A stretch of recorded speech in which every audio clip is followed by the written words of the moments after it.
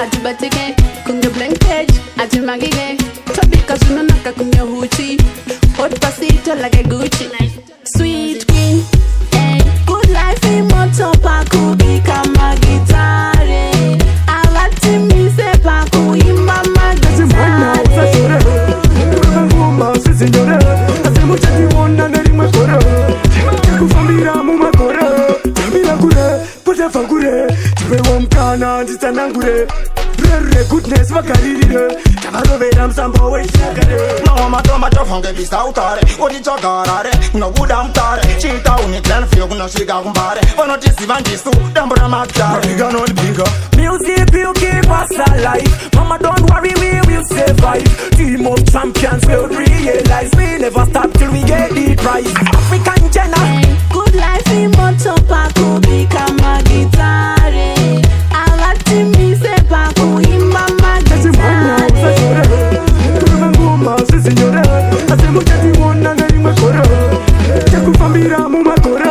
2 6 3 3 tine matimu more than 3 3 1 2 3 nonsense. Karanyarare good see, but good shit. Rap in the ghetto, first love, dead. True car, no more reggae for free. A good life, good life, good life, good life.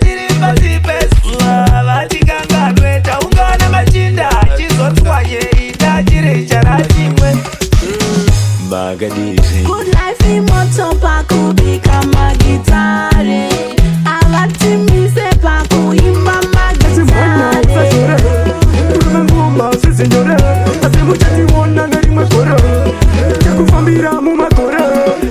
Tell them we a champion, champion. Tell them we a champion, champion. Based on the trap on the Twitter, African prayer, the music we pray for. Mamero vatindiwa, nelevora daseta. Kutulevi tijishanda, iwo vajiseka. Ahazi mafanizi, putu zinamochaneta. Kukudu life, tashamura takepa. War in Russian Africa. Tiri mu project, tiri mu music. Is Kwazana, danger zone.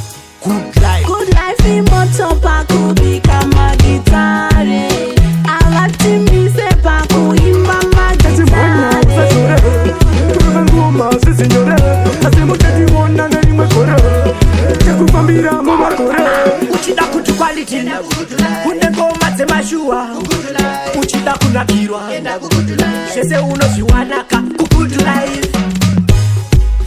Good life in Moto paku bikama gitare. Alati mise paku imama gitare. Ngoma sinyore, asemuchati wona nari makora. Kufambira mu